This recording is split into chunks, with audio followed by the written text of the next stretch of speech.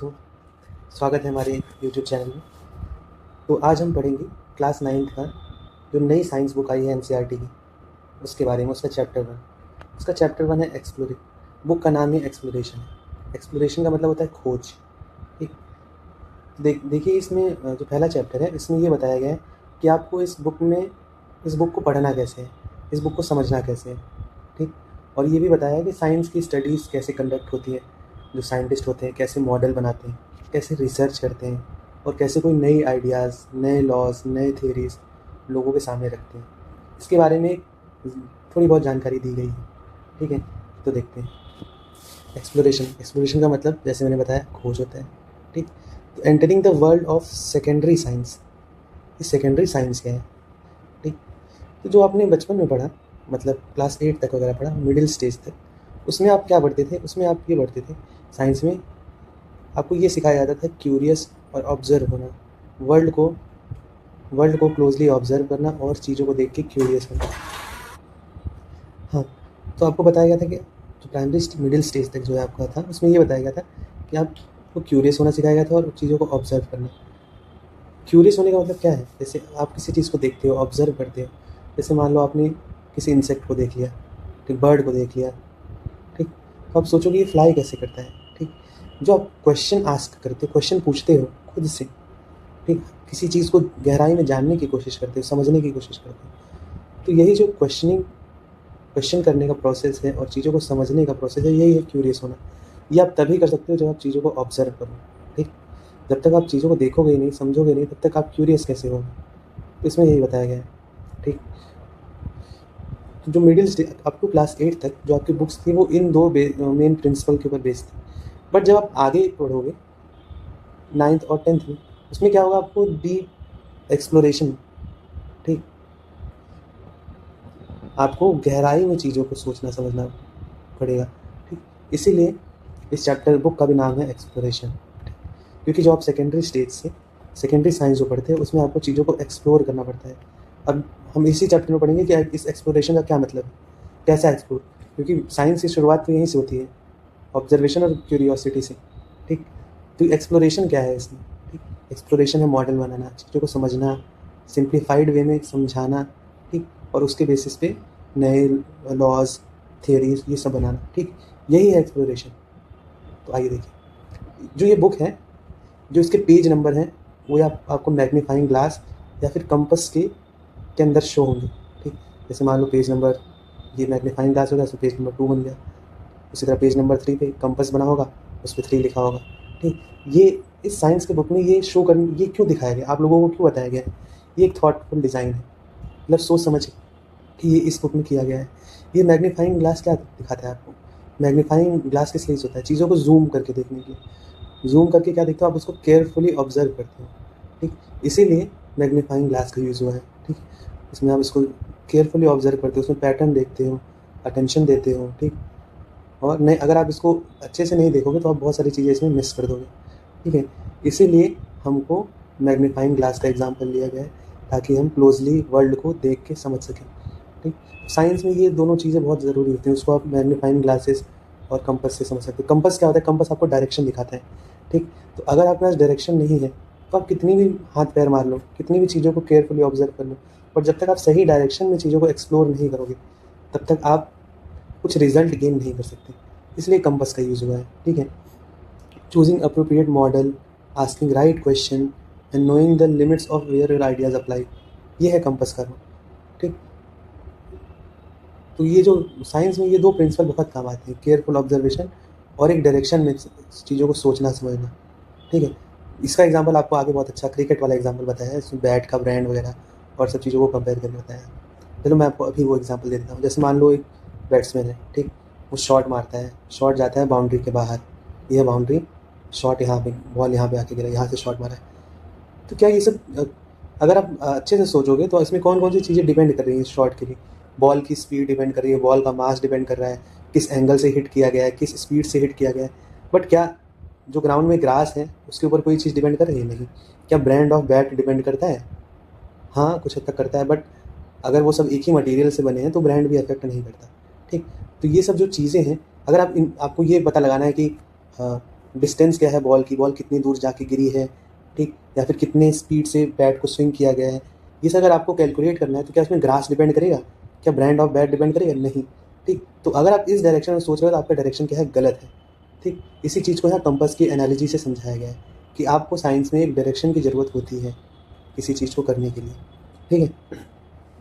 Together they tell us exploration in science is not wandering aimlessly, वही जो मैंने बताया आपको, ठीक, but trying to make sense of our world with care and purpose, ठीक।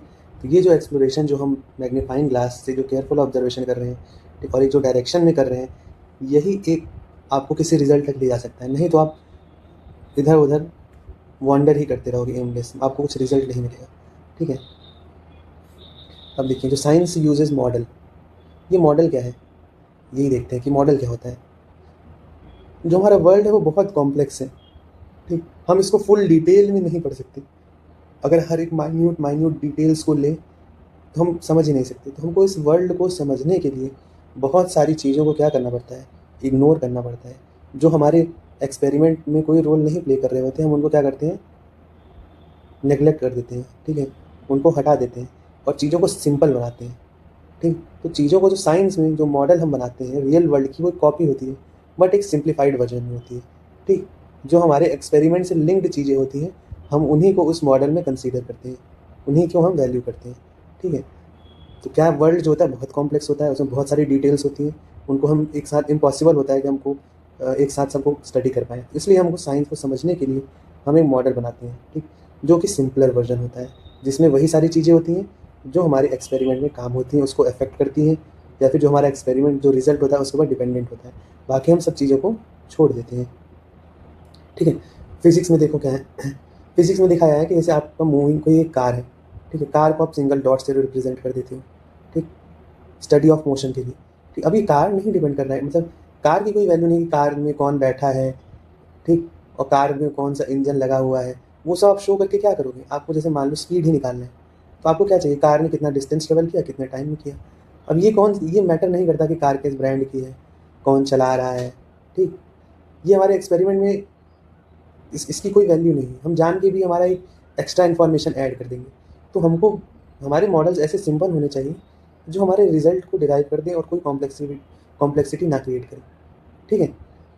तो साइंस में ऐसे हम मॉडल को चूज़ करते हैं। ये हो गया फिजिक्स एग्जाम्पल। अब केमिस्ट्री देखो, केमिस्ट्री में आप क्या करते हो, एटम्स और मॉलिक्यूल को देखते हो, ठीक है। एटम मॉलिक्यूल होते बहुत छोटे हैं, 0.1 नैनोमीटर के आसपास के होते हैं, इतने छोटे, बट हम उसको स्फीयर से बनाते हैं, ठीक, उसके अंदर स्फीयर से बनाते हैं, उसके अंदर इलेक्ट्रॉन, प्रोटॉन, न्यूट्रॉन दिखाते हैं। और इतनी बड़ी कार जो है हम उसको डॉट से दिखा रहे हैं और इसको स्फीयर से दिखा रहे हैं, ऐसा क्यों?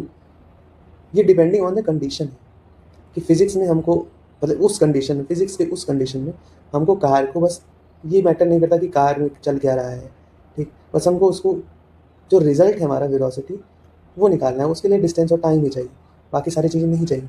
तो हम पूरी कार को ऐसे बना के कुछ शो करके कुछ नहीं मिलेगा, उसके माइन्यूट डिटेल्स में जाके हमको कुछ नहीं मिलने वाला। बट केमिस्ट्री में जहाँ हम एटम्स के बारे में पढ़ रहे हैं, ठीक, उसके अंदर इलेक्ट्रॉन है, प्रोटॉन है, न्यूट्रॉन है, तो हमको इन सब चीज़ों को कंसीडर करना पड़ता है क्योंकि एक दूसरे से ये सब चीज़ें लिंक होती हैं और एक दूसरे को अफेक्ट करती हैं। तो इसलिए हमको जैसे जो बॉन्ड बनता है, ठीक, उसमें हमको ये सब चीज़ों को दिखाना पड़ता है, ठीक, हमको उन सब चीज़ों को कंसीडर करना पड़ेगा डिपेंडिंग ऑन द कंडीशन। नहीं तो आप इलेक्ट्रॉन को भी, जो एटम्स होते हैं जैसे मान लो हाइड्रोजन हो, उसको भी ऐसे दिखा देते हो, वैसे बॉन्ड बन गया ऐसे हाइड्रोजन, ठीक। तो डिपेंडिंग ऑन द कंडीशन हमारे मॉडल जो होते हैं बदलते हैं। मॉडल को चूज़ करने का यही बेस्ट तरीका ये है कि आप जो एक्सपेरिमेंट कंडक्ट कर रहे हो उसको आप केयरफुल ऑब्जर्व करो, देखो कि कौन कौन सी चीज़ें उसको अफेक्ट कर रही हैं, ठीक। जैसे मान लो आप ये कार वाला एग्जांपल ले लो, अब कार की आपको वेलोसिटी निकालनी है, ठीक, तो आप देख रहे हो आपको क्या क्या ज़रूरत लगेगी, कार ने कितना डिस्टेंस ट्रेवल किया, कितने टाइम में किया। अब एटम के इलेक्ट्रॉनिक स्ट्रक्चर को देख रहे हो, ठीक, तो उसमें आपको उसका प्रोटॉन देखना पड़ेगा, उसका न्यूक्लियस देखना पड़ेगा, उसमें कितने शेल्स हैं वो देखना पड़ेगा, ठीक। तो आपको उससे ये पता चलेगा कि उस एटम का इलेक्ट्रॉनिक कॉन्फ़िगरेशन क्या है, उसका स्ट्रक्चर क्या है, वो किसकी तरह बिहेव करेगा, उसका वैलेंस सेल देखना पड़ेगा, ये सब चीज़ें हैं। तो इसलिए आपको डिपेंडिंग ऑन द आप क्या उसमें रिसर्च कर रहे हो, क्या आपको देखना है, क्या समझना है, उस हिसाब से आप मॉडल चूज़ करते हो, ठीक है। बायोलॉजी में देखो, बायोलॉजी में क्या है, बायोलॉजी में आप क्या देखते हो, cell are shown as a diagrams highlighting key parts. अब जो सेल है उसके अंदर बहुत सारी चीज़ें होती हैं, बहुत सारी चीज़ें। क्या आप सबको रिप्रेजेंट करते हो? नहीं। आप एक सेल बनाते हो, उसमें न्यूक्लियस बनाते हो, माइटोकॉन्ड्रिया बनाते हो, smooth endoplasmic, rough endoplasmic nucleus, ribosomes बना देते हो, ठीक। ये सब चीज़ें बनाते हो आप, ठीक। बट उसके अंदर बहुत सारी छोटी छोटी चीज़ें होती हैं जो आप नहीं बनाते। प्रोटीन्स होती हैं जो ऐसे फ्लोट कर रही होती हैं, अमीनो एसिड्स, कार्बोहाइड्रेट्स, हर एक चीज़ छोटी छोटी मॉलिक्यूल्स होते हैं, बट आप सबको नहीं बनाते। जैसे मान लो एक न्यूक्लियस हो गया, उसमें बहुत सारे माइटोकॉन्ड्रिया हैं, बहुत सारे तो आप सारे माइटोकॉन्ड्रिया बनाते हो? नहीं बनाते। आप एक रिप्रेजेंटेशनल डायग्राम बनाते हो जिसमें एक न्यूक्लियस होता है, एक माइटोकॉन्ड्रिया होता है, एक स्मूथ एंडोप्लाज्मिक, एक रफ एंडोप्लाज्मिक रेटिकुलम, ये सब बनाते हो। तो जो एक ऐसा मॉडल ऐसा होना चाहिए जो आपको जिस चीज़ को स्टडी कर रहे हो उसको एक कम्प्लीटली रिप्रेजेंट कर दे बस, ठीक है। अर्थ साइंस में क्या होता है? अर्थ साइंस में जो अर्थ को लेते हो ऐसे स्मूथ स्फीयर लेते हो, बट क्या अर्थ स्मूथ है? नहीं। उसमें कहीं पे माउंटेन्स हैं, कहीं पे ओशन है, ठीक, बहुत सारी चीज़ें। बट हम अर्थ को एक नेचुरल स्फीयर लेते हैं, क्यों? ताकि हमारा रिजल्ट जो है उससे इफेक्ट ना हो, ठीक। अर्थ इतना ह्यूज साइज़ का है क्योंकि जो हाईएस्ट माउंटेन होगा वो भी बहुत ज़्यादा असर नहीं डालेगा, इसलिए हम चीज़ों को अजम्पशन करते हैं, अज्यूम करते हैं, ताकि हम चीज़ों को अच्छे से समझ सकें, एक सिंपल मॉडल बना सकें, ठीक। सिंपल मॉडल बना के उसको स्टडी कर सकें, ज़्यादा कॉम्प्लेक्सिटी ना हो, ठीक है। देखो ये यहाँ पे यही चीज़ लिखा हुआ है, building model involve making assumptions and deliberately ignoring certain details, ठीक। हमको मॉडल बनाते वक्त हम कुछ असम्पशन लेते हैं और कुछ चीज़ों को हम जानबूझकर इग्नोर कर देते हैं, ठीक। ये चॉइसेस हम गलती से नहीं करते, इसके लिए हमको पर्पज़ होना हो, दिमाग में पर्पज़ रखते हैं कि हमको चीज़ों को सिंपल रखना है जिससे हम आंसर को ईजिली ला पाएँ, ठीक। जो हम आंसर चाहते हैं ईजिली ला पाएँ। तो ये है हमारा साइंस में मॉडल होना। आई होप मॉडल भी आपको समझ में आ गया होगा। यहाँ पे एक एग्जांपल दे रखा है इंडियन साइंटिस्ट का, मेघनंद साहा। जो मेघनंद साहा थे, इन्होंने क्या किया, इनका देखिए इंडियन पोस्टेज जो है उस पर स्टैम्प भी है, ठीक। आप भी ऐसा अच्छा काम करोगे तो आप भी स्टैम्प पे आ जाओगे, फिर आपका भी बहुत नाम होगा। इन्होंने क्या किया था, इन्होंने स्टार्स की स्टडी करी थी, ठीक है। जो स्टार्स से लाइट आता है उसको इन्होंने स्टडी किया था, ठीक। अब मान लो अगर ये मॉडल सही नहीं बनाते, अब ये हर एक एटम के पीछे पड़ जाते, ठीक, कि उसमें क्या रिएक्शन हो रहा है, कैसे स्टार के अंदर चीज़ें मूव कर रही हैं, हर एक चीज़, तो ये कन्फ्यूज़ रहते हैं। इनकी एक डायरेक्शन जो हमने बात करी थी वो गड़बड़ हो जाती, कंपास वाली बात, डायरेक्शन गड़बड़ हो जाती, ठीक। ये मॉडलिंग अच्छे से मॉडल ना बना पाते, ठीक, और अच्छे से ये रिजल्ट में पहुँच ही नहीं पाते, कभी कन्फ्यूज़ रहते।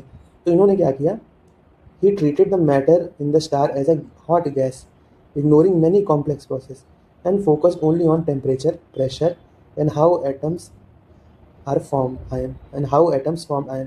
इन्होंने अपना काम की फोकस पे किस पे रखा, सिर्फ टेम्परेचर पे रखा, प्रेशर पे रखा, और कैसे एटम्स होते हैं आयंस में बनते हैं, आयंस बन जाते हैं, कैसे आयनाइज हो जाते हैं, ठीक। और इससे इन्होंने इस सिंप्लीफिकेशन से इनको क्या मिला, इस सिंप्लीफिकेशन से इन्होंने क्या पाया, इन्होंने पाया कि जो कलर ऑफ स्टार है वो डीपली कनेक्टेड है टेम्परेचर से, ठीक। स्टार्स के अलग अलग कलर होते हैं और उस कलर के बेसिस पे उन्होंने बता दिया कि स्टार का टेम्परेचर क्या है, ठीक। तो ये इस रिजल्ट तक वो कैसे पहुंच पाए, क्योंकि उन्होंने इतना ऑब्जर्वेशन किया, इन चीज़ों को इतने अच्छे से गहराई से देखा, ठीक, ऑब्जर्व किया, जो मैग्नीफाइंग ग्लास वाली चीज़ें थी, गहराई में चीज़ों को समझा, ऑब्जर्व किया, और कंपस वाली चीज़, मतलब अपने जो रिसर्च है, स्टडी को एक डायरेक्शन दिया, ठीक। उस डायरेक्शन और सिंप्लीफिकेशन से जो उन्होंने मॉडल बनाया, उसके वजह से उन्होंने स्टार के से जो कलर आ रही थी उससे उन्होंने स्टार्स का टेम्परेचर बता दिया, ठीक है। देखिए यहाँ पे यही लिखा हुआ है कि उनका जो मॉडल था वो परफेक्ट एग्जांपल है कि मॉडल को कैसे चूज़ किया जाए। अब जो क्रिकेट वाला एग्जांपल है जो मैंने आपको स्टार्टिंग में बताया था, कि क्रिकेट बॉल में मान लो एक क्रिकेट बॉल को हिट किया गया जो 6 गया, you want to make simple model. अब इसमें आप सिंपल मॉडल बनाना है तो आप क्या डिटेल इसमें रखोगे और क्या डिटेल को इग्नोर कर दोगे, यही पूछा है इसमें। क्या क्या रखोगे आप, मास ऑफ बॉल रखोगे, स्पीड रखोगे, डायरेक्शन इन विच जो बैट स्विंग हुआ है वो सब रखोगे, ठीक है। और if the ball crosses a boundary, क्या बॉल ने बाउंड्री क्रॉस किया है कि नहीं, इन सब चीज़ों को देखोगे, ठीक है। इस मॉडल मतलब ये वाला जो मॉडल है इसको आप बनाना तब सीखोगे जब आप लॉज ऑफ मोशन वगैरह पढ़ोगे कि कौन किस किस चीज़ों पे क्या क्या डिपेंड करता है, ठीक।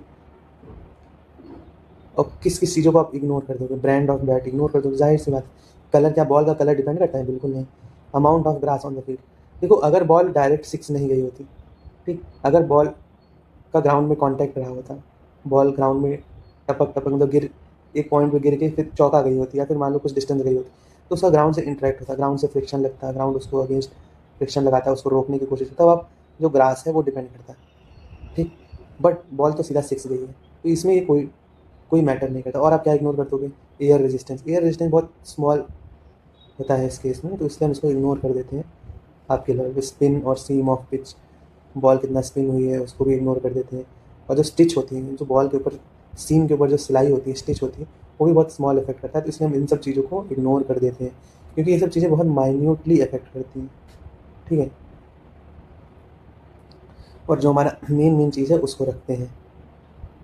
अब आगे देखते हैं। अब ये हमने मॉडल बनाना सीख लिया, साइंस में कैसे मॉडल बनते हैं। अब देखते हैं साइंस की लैंग्वेज क्या है, साइंस की भाषा क्या है। साइंस की लैंग्वेज है सिम्बल्स में, यूनिट्स में और मैथमेटिक्स में। ठीक। अगर ये ना हो तो साइंस को हम पढ़ समझ नहीं सकते। ठीक। इसको हमको बहुत ज़रूरत होती है इन सब चीज़ों की, सिम्बल्स की, यूनिट्स की और मैथमेटिक्स की। अगर ये ना हो तो हम साइंस को ना पढ़ सकते हैं, ना समझ सकते हैं, ना किसी को समझा सकते हैं। As you explore science more deeply, you will notice that it uses language in very careful and precise way. जो साइंस की जो लैंग्वेज होती है ना, बहुत ही केयरफुल और प्रिसाइज वे में यूज़ होती है। मतलब इसमें हर एक वर्ड जो होता है उसकी आपको मतलब एग्जैक्ट डेफिनेशन होता है, आपको इसका पता होता है कि ये क्या बताना चाह रहा है वर्ड। जैसे लिटरेचर होता है ना, लिटरेचर में आप पढ़ते हो कि एक वर्ड के बहुत सारे मीनिंग होते हैं। बट जो साइंस है उसमें हर एक वर्ड की लिटरल एक मीनिंग होती है, उसका एक डेफिनेशन होता है, उसका एक सेंस बनता है। जैसे फोर्स हो गया, वर्क हो गया, ठीक, सेल हो गया या रिएक्शन हो गया, ये सब जितनी भी चीज़ें इनकी एक प्रॉपर डेफिनेशन है। ठीक। और ये एक ही चीज़ को रिप्रेजेंट करती हैं। ठीक है। स्पेसिफिक मीनिंग होता है इन सबका। ठीक है। जो ऑल ओवर जो साइंटिस्ट हैं ऑल अराउंड वर्ल्ड है, उनके लिए बहुत अच्छी चीज़ होती है, क्योंकि आप एक चीज़ को रिप्रेजेंट करोगे, मान लो इस चीज़ को, तो सबके लिए कॉमन होगा, तो सब इजीली से एक दूसरे के ऑब्जर्वेशन को कंपेयर कर लेते हैं, आइडिया बना ले सकते हैं, एक दूसरे के साथ बैठ के कम्युनिकेट कर सकते हैं। ठीक है। इस ये जो शेयर्ड लैंग्वेज है इसके वजह से, of symbol, units and mathematics. ठीक। क्योंकि ये पूरी दुनिया के लिए कॉमन है, हर एक साइंटिस्ट इसको अच्छे से समझ सकता है, जान सकता है, और आपस में इंटरेक्ट करके एक दूसरे के आइडिया को कंपेयर कर सकता है। ठीक। अब देखिए quantities and their symbol. Quantities are such as mass, velocity और एन इलेक्ट्रिक। जितने भी क्वांटिटीज होती हैं साइंस में, सबके सिंबल्स होते हैं। जैसे हम मास को स्मॉल एम से रिप्रेजेंट करते हैं, वेलोसिटी को स्मॉल वी से, फोर्स को कैपिटल एफ से, करंट को, इलेक्ट्रिक करंट को कैपिटल आई से। ठीक। तो ये एक डिफाइंड यूनिट है, मतलब इनको हर जगह हम ऑल ओवर वर्ल्ड वाइड इनको हम इसी सिंबल से रिप्रेजेंट करते हैं मोस्ट कॉमनली। तो एक दूसरे के लिए समझना, एक दूसरे के बीच में रिलेशन निकालना, जैसे मान लो मास और वेलोसिटी, फोर्स, इन सब के बीच में रिलेशन निकालना, एक्सप्रेस करना बहुत ईजी हो जाता है, और सब पूरे वर्ल्ड वाइड कॉमन है। ठीक। तो समझना बहुत आसान हो जाता है। जो इक्वेशन होता है वो एक कैलकुलेशन का टूल नहीं है बस। ये क्या होता है, it is a compact statement. छोटे छोटे शब्दों में आप क्या बोलते हैं, छोटी सी चीज़ों में बहुत बड़ी इंफॉर्मेशन होती है। जैसे मान लो force equals to M A होता है आपका, ये बता देता है कि अगर कोई मास है वो ए से एक्सेलरेट कर रहा है तो उसके ऊपर ज़रूर फोर्स एफ लग रहा होगा। ठीक। तो ये सब चीज़ें जो ही साइंस की वजह से पॉसिबल है, नहीं तो आपको इतना बड़ा स्टेटमेंट बोलना पड़ रहा है। बस आपने एक इक्वेशन लिखा और आप इतनी बड़ी सी चीज़ को बस उस छोटी से 3 लेटर से आप समझ गए कि हाँ इसका मतलब ये होता है। तो इसलिए ये बहुत ज़रूरी चीज़ें हैं साइंस में, इनको समझना, पढ़ना। ठीक। और इनको मैथमेटिकली यूज़ करना बहुत इंपॉर्टेंट, मतलब बहुत चीज़ों को बहुत छोटा कॉम्पैक्ट बना देता है। ठीक है। अब देखिए यहाँ पे लिखा हुआ है क्यूरियोसिटी में कि जो स्पीड ऑफ लाइट है उसको स्मॉल सी से ही क्यों डिनोट करते हैं। इसलिए डिनोट करते हैं क्योंकि जो सी है वो लैटिन वर्ड से जो है आया है, उसका नाम है सेलेरेटस। सेलेरेटस, आई होप मैं सही प्रोनाउंस कर रहा हूँ, जिसका मतलब होता है स्पीड। ठीक। तो जो स्पीड ऑफ लाइट है उसको हम स्मॉल सी से डिनोट करते हैं, जो लैटिन वर्ड से है उसका नाम है सेलेरेटस, इसका मतलब होता है स्पीड। और जो आज जो है स्पीड ऑफ लाइट है एक कांस्टेंट बन चुका है। ठीक। Speed of light is constant. जैसे जो कांस्टेंट चीज़ें होती हैं वो कभी बदलती नहीं, जैसे ग्रेविटेशनल कांस्टेंट हो गया, प्लैंक्स कांस्टेंट हो गया, या फिर आपका ये स्पीड ऑफ लाइट हो गया, ये हमेशा दुनिया के आप किसी भी यूनिवर्स के किसी भी कोने में चले जाओ, ये हमेशा इतनी ही रहेंगी, कभी नहीं बदलेंगी। ठीक।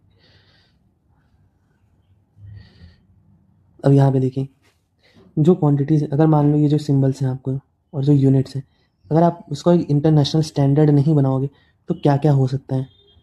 ठीक। तो जो एयरप्लेन में जो फ्यूल लगती है उसकी हम डेंसिटी कैलकुलेट करते हैं, उसको हम कैलकुलेट कर सकते हैं पाउंड पर लीटर में या फिर किलोग्राम पर लीटर में। तो जो ग्राउंड क्रू था उन्होंने फ्यूल का कैलकुलेशन गलत कर दिया था, क्योंकि 2 यूनिट्स हैं, कन्वर्जन में दिक्कत हो गया होगा या फिर किसी और चीज़ में प्रॉब्लम हो गया होगा, तो जिसकी वजह से एयरक्राफ्ट में जो फ्यूल था वो 15,000 लीटर शॉर्ट था, 15,000 लीटर कम था। तो जिसकी वजह से मिड एयर में एयरप्लेन का फ्यूल ख़त्म हो गया। अब जब फ्यूल ख़त्म हो गया तो जो एयरप्लेन है उसकी इमरजेंसी लैंडिंग करानी पड़ी। ठीक, अच्छा हुआ उसमें कोई दुर्घटना नहीं हुआ। बट देखिए, अगर आप अलग अलग यूनिट्स रख रहे हो, अलग अलग यूनिट्स की वजह से कितनी मिस कैलकुलेशन की वजह से कितनी सारी प्रॉब्लम हो सकती है। तो इसीलिए एक स्टैंडर्ड एसआई यूनिट बनाया गया है जो पूरे वर्ल्ड में कॉमन है, पूरे वर्ल्ड में कॉमन है, पूरी दुनिया इसे मानती है, जिसकी वजह से हम कन्फ्यूजन को क्लियर करते हैं। ठीक, कन्फ्यूजन अराइज ही नहीं होने देते। पूरी दुनिया इसकी मतलब पूरी दुनिया में ही ये चलता है। Okay, laws, theory and principle in science. वो आपने सुना होगा, लॉ होता है, थियोरी होता है, प्रिंसिपल होता है, इसमें क्या डिफरेंस है मैं आपको बताता हूँ। लॉ क्या होता है? लॉ देखिए, लॉ जो होता है ना वो रेगुलर पैटर्न, जो हम नेचर में बार बार ऑब्जर्व करके रेगुलर पैटर्न देखते हैं, ठीक है, और हम उसको एज अ वर्ड में एक्सप्रेस करते हैं या फिर उसका एक मैथमेटिकल रिलेशन बनाते हैं। ठीक, वही है आपका लॉ। ठीक, लॉ क्या है? Regular pattern observe in nature, ठीक है, जिसको हम एक्सप्रेस करते हैं वर्ड्स में या फिर मैथमेटिकल रिलेशंस के फॉर्म में। इसका एग्जांपल है न्यूटन्स लॉ ऑफ मोशन। ठीक, मैं बता रहा हूँ क्या होता है। देखिए, इसका हमको लॉ जो बनते हैं ना, उसका हमको रीज़न नहीं पता होता एग्जैक्ट, बस हम बार बार चीज़ों को ऑब्जर्व करते हैं और एक रिलेशन बना देते हैं कि हाँ भाई, ये दोनों चीज़ें आपस में लिंक हैं, बट कैसे ये हो रही हैं उसका हमको बहुत ज़्यादा जानकारी नहीं होता, बस हम लिंक बना देते हैं। ठीक है, बार बार चीज़ों को ऑब्जर्व करके।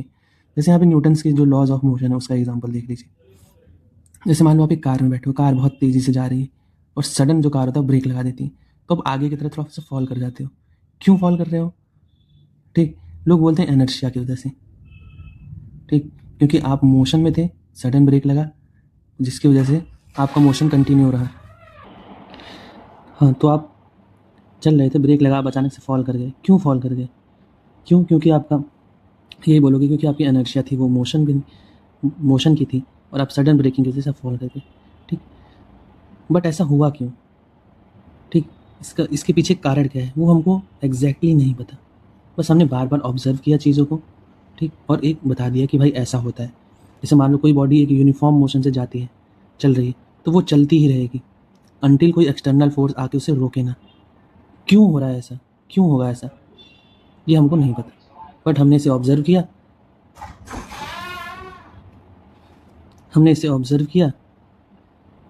और बता दिया कि जब तक कोई एक्सटर्नल फोर्स नहीं लगेगा तब तक बॉडी अपने स्टेट ऑफ मोशन को मेंटेन रखेगी। बट क्यों रखेगी ये हमको नहीं पता, या फिर उस वक्त नहीं पता होगा, अभी भी शायद नहीं पता है।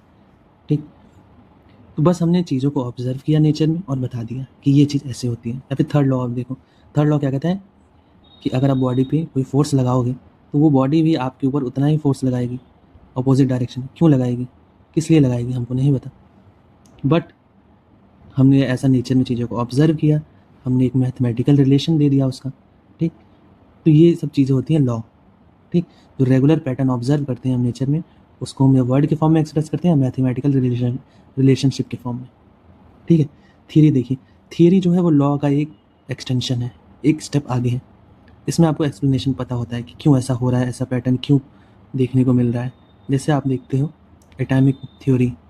ठीक, एटॉमिक थ्योरी में कैसे मॉलिक्यूल्स बनते हैं, कैसे एक दूसरे से कंबाइन करते हैं, कैसे बॉन्ड बनते हैं, कैसे बॉन्ड टूटते हैं, आपको उसके बारे में, चीज़ों के बारे में पता है कि एक बॉन्ड इंथैल्पी होती है, इतनी एनर्जी होती है, इतनी एनर्जी आप दोगे, ठीक, तो बॉन्ड ब्रेक हो जाएंगे, या फिर इतनी एनर्जी लोगे तो बॉन्ड बन जाएंगे, निकालोगे सिस्टम।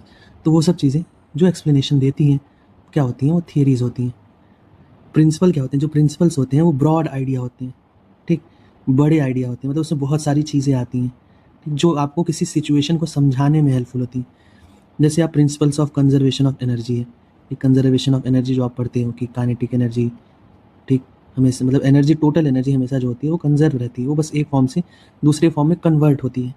ठीक, इसमें बहुत सारी चीज़ें आती हैं, जैसे मान लो ग्रेविटेशनल एनर्जी, ठीक है, आपका इलेक्ट्रोस्टैटिक एनर्जी। ठीक, इतनी सारी ब्रॉड आइडियाज़ को जब आप एक कंजर्वेशन ऑफ एनर्जी से समझा जाते हो, ठीक, तो वो क्या कहलाता है आपका प्रिंसिपल। ठीक है। अब जो साइंस में जो होता है कि चीज़ें क्या होता है, डज नॉट मीन्स गेस और अनटेस्टेड आइडिया। जो साइंस में क्या होता है, हर एक चीज़ों को हम क्या करते हैं, जो एक्सप्लेन करते हैं उसको केयरफुल टेस्टिंग करते हैं, क्रिटिकल उसका एग्जामिनेशन करते हैं। ठीक है, उसको बार बार टेस्ट करते हैं, बार बार उसको जांचते हैं, परखते हैं, और फिर हमेशा ये इम्प्रूवमेंट के लिए, अगर कोई नया एविडेंस आएगा तो चीज़ें इम्प्रूवमेंट के लिए भी रेडी होती हैं। ऐसा नहीं है साइंस की एकदम रिजिड होता है, ठीक, कि नहीं भाई ये है तो ऐसा ही है, नहीं। साइंस हमेशा इम्प्रूवमेंट के लिए हमेशा ओपन रहता है कि अगर कोई नया एविडेंस मिल रहा है, कोई नई चीज़ आ रही है, तो इसमें बदलाव भी किया जा सकता है। ओके, आई होप आपको ये लॉ थ्योरी प्रिंसिपल्स जो साइंस में समझ आ गए होंगे। अब पावर ऑफ प्रेडिक्शन देखते हैं। साइंस, अब जो आप लॉज बनाते हो, थियोरीज देते हो, प्रिंसिपल्स होते हैं, उससे आप क्या करते हो, चीज़ों को प्रिडिक्ट कर सकते हो फ्यूचर में। जैसे मान लो मौसम विभाग मौसम प्रिडिक्ट करता है कि 60% चांसेस है कि कल बारिश होगी, 40% चांसेस है कि कल बारिश होगी, 90% चांसेस है कि कल बारिश होगी। कैसे प्रिडिक्ट करते हैं, ये क्या होता है, साइंस के बेसिस पे प्रिडिक्ट करते हो। या फिर जैसे मान लो कोई ट्रेन है, ठीक है, आप किसी शहर से किसी, मान लो लखनऊ से आप दिल्ली जा रहे हो, ठीक है, आपको पता है कि ट्रेन की एवरेज स्पीड मान लो 50 है, 50 किलोमीटर पर आ रहा है, ठीक। आपको डिस्टेंस मान लो, कुछ भी डिस्टेंस मेरे को एग्जैक्ट नहीं पता, मान लो 350 किलोमीटर, मान लो 350 किलोमीटर डिस्टेंस है और ट्रेन 50 किलोमीटर पर आवर की एवरेज स्पीड है। तो आपसे बोल दिया कि टाइम बताओ, तो अब क्या आप टाइम बताने के लिए पूरे ट्रेन की डिस्टेंस को ट्रेवल करोगे और देखोगे कि हाँ ट्रेन इतने बजे स्टार्ट हुई, अब इतने बजे पहुंच गई? नहीं, आप साइंस का एक बेसिक फार्मूला यूज़ करोगे कि time equals to distance upon speed. ठीक, डिस्टेंस है 350 और एवरेज स्पीड है 50, तो आप बोलोगे 7 आवर्स। ठीक, आपको लखनऊ से दिल्ली जाने में लगभग 7 घंटे लगेंगे। आपने ये कैसे किया, ये पावर ऑफ प्रेडिक्शन कहाँ से आई? ये कोई आप तुक्का नहीं लगा रहे हो, तो आपके साइंस में लॉज हैं, रूल्स हैं, रेगुलेशन, जो फॉर्मूलेज हैं, आप उनको यूज़ कर रहे हो और एक प्रेडिक्शन कर रहे हो। ठीक, एक एंटिसिपेशन कर रहे हो कि क्या डिफरेंट डिफरेंट कंडीशन में क्या क्या चीज़ें हो सकती हैं, क्या रिजल्ट हमको मिल सकता है। ठीक, अब यहाँ पे एग्जांपल दिया है कि using idea of motion we can predict how far a kick ball will travel. बिल्कुल कर सकते हो आप। ये है प्रोजेक्टाइल कॉन्सेप्ट जो आप 11th में सीखोगे कि आप किस एंगल से हिट कर रहे हो, इनिशियल वेलोसिटी क्या है, एंगल क्या है। तो आप इससे पता लगा सकते हो कि बॉल कितनी दूर गई है, ये डिस्टेंस पता कर सकते हो। ठीक, केमिस्ट्री में क्या यूज़ है, केमिस्ट्री में इसका यूज़ है कि आप जो केमिकल सबस्ट्रेट बनते हैं कितना बनेंगे, आप कितनी, कोई इंडस्ट्री आपने लगाया है जो CO2 पोल्यूशन फैलाता है, ठीक, अब गवर्नमेंट को उसके ऊपर टैक्स लगाना है या फिर CO2 का कुछ भी लगाना है, तो गवर्नमेंट देखेगी इंडस्ट्री कैसे फंक्शन कर रही है, ठीक, और देखेगी क्या प्रोड्यूस हो रहा है, क्या क्या रॉ मटेरियल है, रेट ऑफ रिएक्शन देखेगी कि रेट ऑफ रिएक्शन कितना है, पर डे इंडस्ट्री कितने घंटे चलती है। इन सबको यूज़ करके वो CO2 एमिशन निकालेगी कि CO2 कितना एमिट कर रहा है, और गवर्नमेंट उसको उस हिसाब से पोल्यूशन करने के लिए अपना टैक्स चार्ज करेगी, फाइन लगा सकती है, कुछ भी कर सकती है। तो ये है यहाँ पे, आपने यहाँ पे देखा कि हमने मॉडल बनाया, क्या क्या चीज़ें ज़रूरी हैं, क्या क्या चीज़ें ज़रूरी नहीं हैं, उनको रखा, और एक मैथमेटिकल फार्मूला यूज़ किया, उससे हमने निकाला कि कितना CO2 एमिशन है। बहुत सारे ऐसे यूजेज हैं जो हम साइंस के थ्रू कर सकते हैं। ठीक, और अगला है हमारा बायोलॉजी। बायोलॉजी में क्या होता है, बायोलॉजी में भी बहुत सारी चीज़ें, जैसे मान लो कोई माउंटेन क्लाइंब कर रहा है या फिर कोई बंदा रनिंग कर रहा है, तो उसमें कितना ऑक्सीजन उसने कंज्यूम किया, कितना ऑक्सीजन एक्सचेंज करेगा। इसका एग्जांपल और अच्छा लिखा होता है कि अगर माउंटेन क्लाइंब, जो माउंट एवरेस्ट वगैरह पे जाते हैं, उनका लिखा होता है कि वो कितने दिन के लिए क्लाइंब करते हैं, कि ऑक्सीजन सिलेंडर में कितना ऑक्सीजन उन्हें रखना ज़रूरी है कि वो माउंटेन से चले भी जाएँ और वापस भी आ जाए। ठीक, तो इन सब चीज़ों की कैलकुलेशन आप साइंस के थ्रू ही कर सकते हो कि हमारे लंग जो है एक ब्रीथ में कितना कितना ऑक्सीजन कंज्यूम करते हैं, कितना लीटर ऑफ, ठीक, और 24 आवर में कितना हम ब्रीथ करते हैं, कितनी बार, उससे हम कैलकुलेट कर सकते हैं कितना लीटर ऑफ ऑक्सीजन हमें चाहिए। तो ये सब चीज़ें आपने देखा कि हम जो प्रिडिक्शन करते हैं वो कोई गेस नहीं, कोई तुक्का नहीं है, बल्कि हम ये रीजनड एक्सपेक्टेशन है जो हमको केयरफुल थिंकिंग से मिलता है। वो कहाँ से आता है, साइंस से आता है। ठीक है, अब प्रिडिक्शन को हम कैसे check, how do we check prediction? Prediction को चेक भी कर, यहाँ पे देखिए एग्जांपल दिया हुआ है कि दो दोस्त हैं, वर्षा है और उसकी दोस्त मेघना है। दो लोग बात करते हुए जा रहे हैं, तो बात कर रहे हैं, किसी एक ने बोला कि यार after it will rain this afternoon because the clouds look dark. ठीक, तो ये अच्छा साइंटिफिक क्वेश्चन लग रहा है कि मेजरेबल एविडेंस है क्या, पास्ट में कुछ ऐसा देखने को मिला है पहले भी, कि पहले भी हमने ऑब्जर्व किया हो कि बादल काले थे फिर बारिश हो गई हो। ठीक, हाँ ठीक है, क्या विंड की स्पीड किस डायरेक्शन से किधर है, हवा किस डायरेक्शन से किधर बह रही है, कितनी तेज़ बह रही है, क्लाउड्स के कलर क्या हैं, ठीक है। इन सब चीज़ों को जो हम एक मॉडल बनाते हैं, अज्यूम करते हैं, तो हमको पता चलता है कि हाँ बारिश हो सकती है या नहीं हो सकती। तो ये एक साइंटिफिक एविडेंस को हम यूज़ करके और पुराने अपने एक्सपीरियंस जो ऑब्जर्वेशन बेस्ड हैं उनसे देख के हम प्रेडिक्ट करते हैं चीज़ों को। वाई देखिए यहाँ पे बताया कि वेदर फोरकास्ट क्यों रॉन्ग हो जाती हैं। ये बहुत सारी चीज़ों के ऊपर डिपेंड करती हैं, जैसे टेम्परेचर, प्रेशर, ह्यूमिडिटी, विंड। तो जो छोटी सी जो डिफरेंसेस आते हैं वो बड़ा इम्पैक्ट कर सकते हैं लंबे समय के लिए। इसलिए वेदर फोरकास्टर्स कुछ घंटे या कुछ दिन के लिए रिलायबल होते हैं, लंबे समय के लिए रिलायबल नहीं होते, क्योंकि बहुत सारी छोटी छोटी फैक्टर्स होते हैं, बदल जाते हैं, ठीक है। Science, critical thinking and viral claims, ठीक है। वायरल क्लेम्स देखिए क्या जो आपका सूर्य ग्रहण लगता है, लोग बोलते हैं टोटल इक्लिप्स जो होता है, टोटल सोलर इक्लिप्स, उसमें बोलते हैं कि खाना वाना नहीं खाना चाहिए। तो अब आप एक साइंस के स्टूडेंट हो, आप यहाँ दिमाग लगा सकते हो कि भाई क्यों खाना नहीं खाना चाहिए। सोलर इक्लिप्स क्या है? सोलर इक्लिप्स क्या है कि इसमें क्या होता है कि जस्ट एक शैडो गेम है, प्ले ऑफ शैडो है। देखिए वहाँ सन के सामने कोई ऑब्जेक्ट आ जाता है जिसकी वजह से सन की लाइट हमारे तक नहीं पहुँच पाती। तो क्या किसी की परछाई पड़ने से खाना खराब हो सकता है? क्या आपको ऐसा लगता है? नहीं भाई, परछाई पड़ने से खाना क्यों खराब होगा? क्या उस परछाई पड़ने की वजह से क्या वो बहुत समय तक चलता है? क्या उससे कोई टेम्परेचर में चेंज आता है, ठीक, या फिर कोई केमिकल रिएक्शन होता है, ठीक, जिसकी वजह से खाना खराब हो जाए? नहीं, ऐसा कुछ नहीं होता। बहुत जो सोलर इक्लिप्स होता है बहुत थोड़े समय के लिए होता है, ठीक। ना उसकी उसकी प्रेजेंस में बहुत देर के लिए लाइट जो होती है, सन की लाइट, वो ब्लॉक होती है, ना ही बहुत ज़्यादा टेम्परेचर का चेंज आता है, ठीक है। तो खाना क्यों खराब होगा?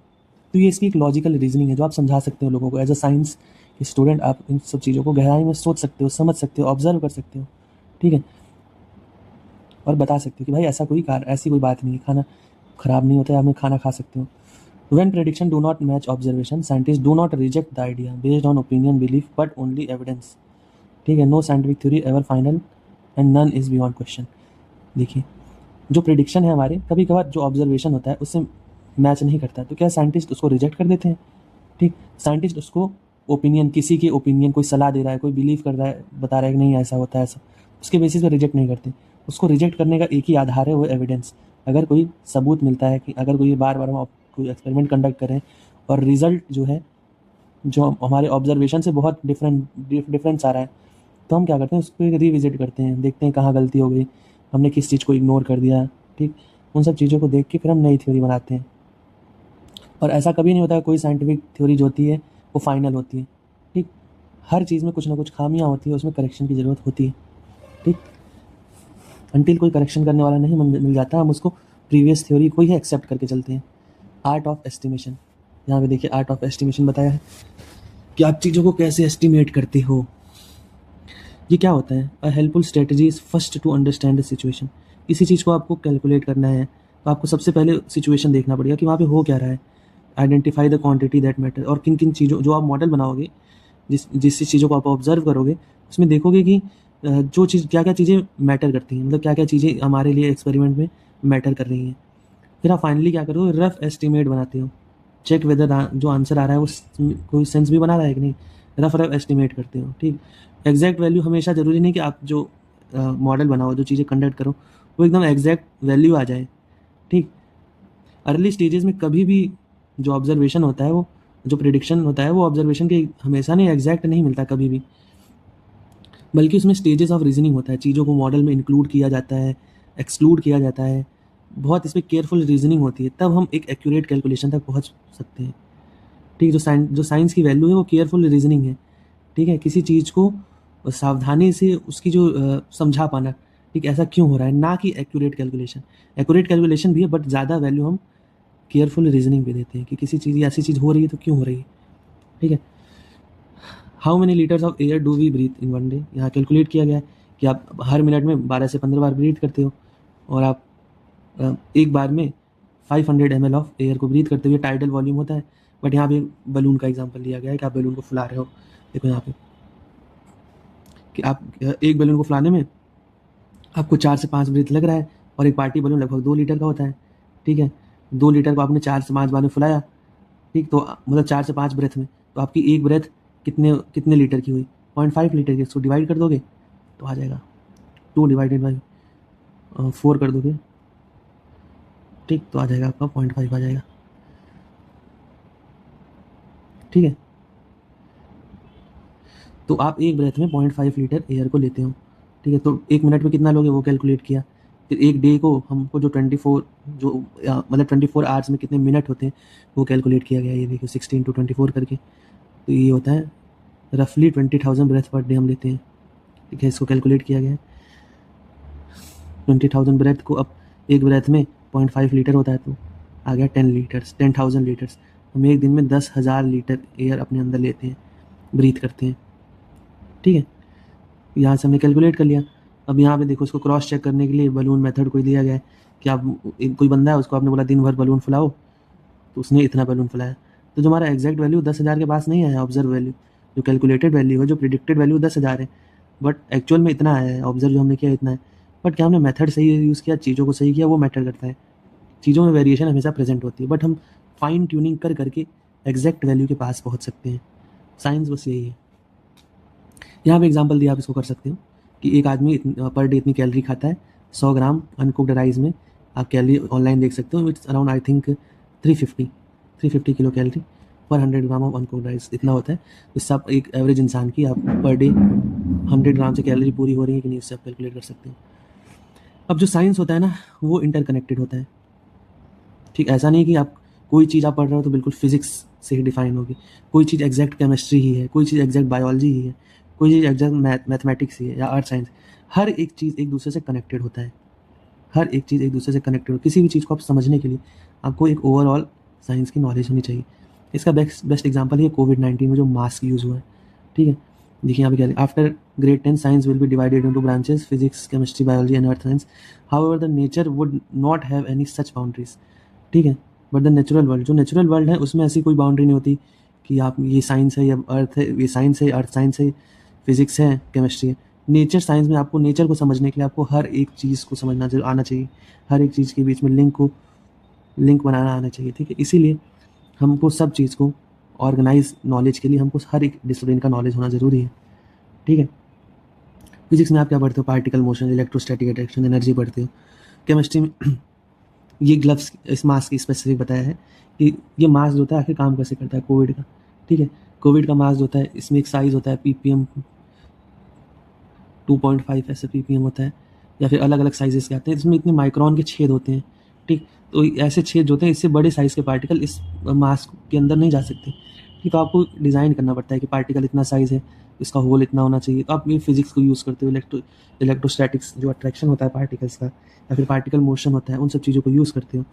अब आप फाइबर कैसे बनाओगे, इसकी नॉलेज आपको केमिस्ट्री देता है, पॉलीमर, ठीक है। और रिएक्शंस यूज़ करके आप पॉलीमर्स बनाओगे। बायोलॉजी क्या करता है कि वही कि जी ये जो वायरस है कोविड-19, इसके लिए अगर इतने छोटे साइज़ का पोर होगा तो ये वायरस इसके अंदर नहीं जा सकता। तो आपको बायोलॉजी की स्टडी की ज़रूरत पड़ी, केमिस्ट्री की स्टडी पड़ी, फिजिक्स की ज़रूरत पड़ी। अब अर्थ साइंस में क्या ज़रूरत पड़ सकती है कि ये वायरस जो होता है कोल्ड कंडीशन में ज़्यादा स्प्रेड करता है, ठीक है, अर्थ के इस रीजन में ज़्यादा स्प्रेड करेगा, ठीक है। और मैथमेटिक्स में क्या हो सकता है, मैथमेटिक्स में जो पैटर्न बनाओगे, फिल्ट्रेशन एफिशिएंसी बता सकते हो इस मास्क में कि ये मास्क कितना % एफिशिएंट है, कितने % पार्टिकल्स को फिल्टर आउट कर पा रहा है, ठीक है। ये जो मॉडल एयर फ्लो पैटर्न, इस मास्क के थ्रू एयर फ्लो पैटर्न कैसा है, तो इन सब कुछ चीज़ों के लिए आपको हर एक चीज़ की नॉलेज होना बहुत ज़रूरी है, तभी आप एक ऐसा कुछ प्रोडक्ट डिज़ाइन कर सकते हो, ठीक है। अब देखिए यहाँ बहुत इंपॉर्टेंट चीज़ लिखी है, जो साइंस होता है it is not just a collection of fact, equation और experiment, it is human activity shaped by curiosity, creativity, collaboration and careful questioning. Science जो होता है बस एक फैक्ट्स को रटना नहीं है, या फिर कोई इक्वेशन एक्सपेरिमेंट, ये नहीं है। साइंस जो ह्यूमन की एक ऐसी एक्टिविटी है जो उसकी क्यूरियोसिटी, उसकी क्रिएटिविटी और कोलैबोरेशन और केयरफुल क्वेश्चनिंग से अराइज हुआ एक सब्जेक्ट है, जो कि बहुत इंटरेस्टिंग है, बहुत अच्छा है, ठीक। तो अगर आप फ्यूचर में 10th के बाद अगर आप साइंस को नहीं पढ़ते हो तो भी आपको साइंटिफिक थिंकिंग की बहुत ज़रूरत है। साइंटिफिक थिंकिंग क्या है, क्यूरियोसिटी, क्रिएटिविटी, रैशनैलिटी, यही सब चीज़ें, लॉजिक, ये सब ही साइंस की ओरिजिन है। साइंस की यहीं से निकलता है साइंस, कि अगर आप क्रिएटिव हो, एक लॉजिकल थिंकिंग कर रहे हो, क्रिएटिव हो, तो आई होप आपको ये वीडियो बहुत ही पसंद आया होगा। बहुत इंटरेस्टिंग चैप्टर, थोड़ा बोरिंग होगा, बट मैंने इसको पूरी कोशिश करी आपको इंटरेस्टिंग तरीके से समझाने के लिए, ठीक, ताकि आपको हर एक चीज़ समझ आए। ये बुक में कैसे आपको क्वेश्चंस को अप्रोच करना है, कैसे चैप्टर्स आएंगे, उसके साथ कैसे डील करना है, मैंने हर एक एस्पेक्ट हो सकता है क्लियर किया है आपके सामने। बस इसको पढ़िए। इस चैप्टर से जो क्वेश्चंस पूछे जाएंगे जनरली, वैसे पूछे तो नहीं जाने चाहिए, बट जो अगर पूछे जाएंगे तो आपको साइंस में क्या लॉ, थियरी, प्रिंसिपल के बीच में डिफरेंस क्या है, ये पूछा जा सकता है। ठीक है, और क्या पूछा जा सकता है, ये कोई चीज़, ये जो एयर फ्लो वाली बलून वाला है, ये कैलकुलेशन पूछा जाता है। छोटे छोटे जो यूनिटरी मेथड के कैलकुलेशन है वो पूछे जा सकते हैं। या फिर एग्जाम्पल में पूछा जा सकता है कि physics, earth science, chemistry, biology, mathematics कैसे लिंक होकर कोई प्रॉब्लम सॉल्व कर सकती हैं। तो आप ये कोविड-19 वाला एग्जाम्पल दे सकते हो कि इसमें किस चीज़ों का क्या क्या रोल है। ठीक, और क्या पूछा जा सकता है आपसे, सोलर इक्लिप्स, कोई पूछा जा सकता है आपने, क्योंकि ये जो सब्जेक्ट है एक्सप्लोरेशन इसका नाम है, तो आपकी क्रिएटिव थिंकिंग और इसके ऊपर बेस्ड ही क्वेश्चन पूछेगा। इस चैप्टर से पूछा जा सकता है आपने कौन सा ऐसा मिथ बस्ट किया होगा घर में। ठीक, उसको एक्सप्लेन करिए कि आपने उसमें क्या क्या मॉडल चूज़ किया। जैसे मान लो घर में होता है ना, चप्पल उल्टा हो गया तो लड़ाई हो गई। ठीक, लड़ाई हो सकती है, तो आप इसको मिथ बस्ट कैसे कर सकते हो। साइंस, अगर आपकी थिंकिंग साइंस वाली है, रैशनल है, लॉजिकल है, तो आप क्या बोलोगे कि यार चप्पल उल्टा होने से कोई चीज़ बदल रही है? कुछ नहीं बदल रहा है। ठीक, चप्पल उल्टा होने से कोई फिजिकल, कोई टेम्परेचर, कोई प्रेशर, मतलब नहीं, ये नहीं, मतलब इंसान के मूड के ऊपर क्या कोई चेंज आ रहा है? नहीं आ रहा है। ठीक, तो उससे लड़ाई झगड़ा क्यों हो सकता है? नहीं हो सकता। ठीक, तो ऐसे आप लॉजिकल थिंकिंग को यूज़ करोगे अपने डेली लाइफ प्रॉब्लम सॉल्व करने के लिए, ये आ सकता है। और तो इस चैप्टर से लैंग्वेज ऑफ साइंस में नहीं पूछा जाएगा। ठीक है, मैग्नीफाइंग ग्लास और कंपस, ये आप समझ जाओ, ये इसको आप समझ ही गए हो कि आपको कैसे अप्रोच रखना है। बस ये चैप्टर इतना छोटा सा ही था, तो ये इसलिए मैंने इस चैप्टर को वन शॉट ही बनाया, ताकि आप एक लेक्चर में इसको सब कुछ अच्छे से समझ लो और अच्छे से पढ़ सको। और इस चैप्टर को अगर आप पढ़ गए, समझ लिया अच्छे से, तो आपके जो आगे आने वाले चैप्टर्स हैं उनको आपको एक कैसा आपको उसमें अप्रोच रखना है, कैसे चीज़ों को समझना है, कैसे पढ़ना है, बहुत हेल्पफुल होगा। ठीक, ये बुक अच्छी है, बहुत अच्छी है। अगर आप इसको अच्छे से पढ़ोगे तो ये भी आपके लिए ईजी होगी, बहुत मुश्किल नहीं होगा इसको करना। बट मेरे साथ बने रहिए और पढ़ते रहिए और एक अच्छा स्कोर करिए, एक अच्छे साइंस के स्टूडेंट बनिए। ठीक, चीज़ों को गहराई में समझने की कोशिश करिए। ठीक, और मैं आपसे क्या कहने वाला था, हाँ, क्या आप ऐसे पीपीटी वाले वीडियोस देखना चाहोगे, या फिर आप जो एनसीईआरटी जो वर्ड बाय वर्ड होता है बुक में, मैं वैसे आपको समझाऊँ? तो प्लीज़ उसको कमेंट करिए, और ताकि मैं आपको जो दोनों में बेस्ट होगा, जिसमें ज़्यादा कमेंट्स आएंगे जिस चीज़ के लिए, मैं वही चीज़ कंटिन्यू करूँगा। आई होप आपको ये चैप्टर पढ़ के समझ के बहुत अच्छा लगा हो। ये एनसीईआरटी की नई बुक है। ठीक, इसको नए तरीके से अच्छे से पढ़ के हम हर एक चीज़ को, आपके हर एक डाउट को अच्छे से क्लियर करेंगे और आगे बढ़ेंगे। Thank you very much for watching my video. Please subscribe to my channel and share to your friends and your batchmates. Thank you very much. Bye bye.